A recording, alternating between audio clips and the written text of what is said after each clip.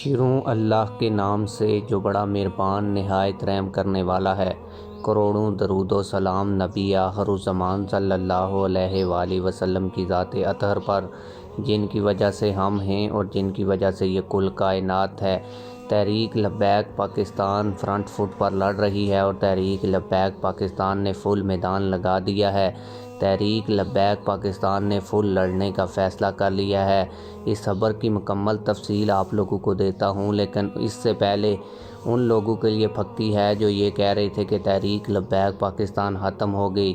تحریک لبیک پاکستان کو کریش کر دیا گیا ہے اور تحریک لبیک پاکستان کے اوپر اتنا دباؤ ڈالا گیا ہے کہ یہاں سے تحریک لبیک پاکستان کے لیے اٹھنا ناممکن ہے۔ ان لوگوں کے لیے بھی پھکی ہے اور ان لوگوں کو بھی بتاؤں گا کہ تحریک لبیک پاکستان اس طرح جب اس کے اوپر سچویشن آتی ہے تو کیسے جو ہے وہ ابھر کر سامنے آتی ہے۔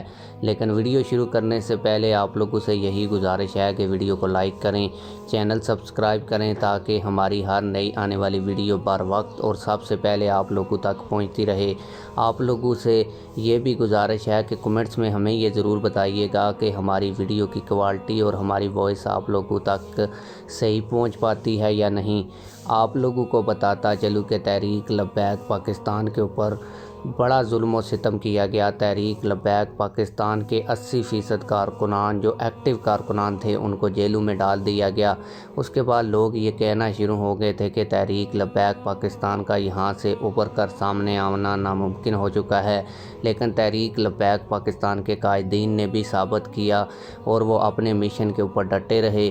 ان کے اوپر جتنا بھی ظلم و ستم ہوا ان کو جبری جو ہے وہ قید میں بھی رکھا گیا اور ان کو منانے کی بھی کوشش کی گئی اور ان کو نظریے سے ہٹانے کی بھی کوشش کی گئی۔ تحریک لبیک پاکستان کے مرکزی قائدین میں سے ابھی تک کسی ایک نے بھی لا تعلقی بھی نہیں کی اور نہ ہی تحریک لبیک پاکستان کو چھوڑا، نہ ہی تحریک لبیک پاکستان کے مشن سے پیچھے ہٹے۔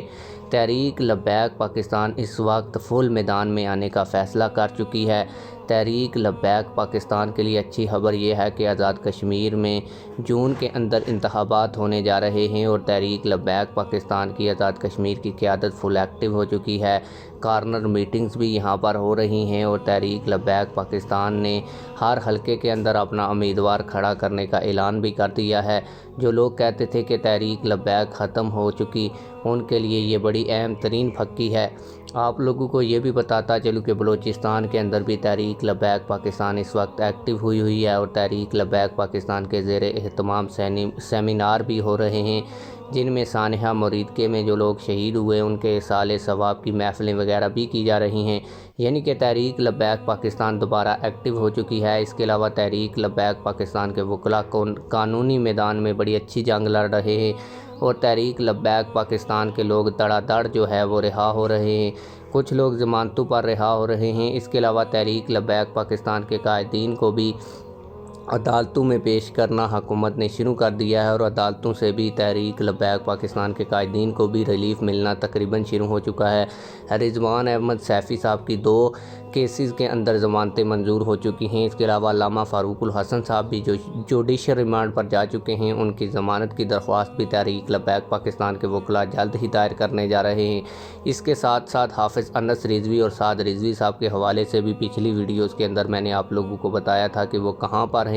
جیسے ہی ان کو عدالت میں پیش کیا جائے گا تو اس حوالے سے بھی میں آپ لوگوں کو آج کی اس ویڈیو میں نہیں بتاؤں گا، بلکہ جب مجھے کوئی خبر آئے گی ان کے حوالے سے مزید کہ کب ان کو عدالت پیش کیا جا رہا ہے تو آنے والی ویڈیوز میں آپ لوگوں کو اس متعلق بھی آگاہ کروں گا۔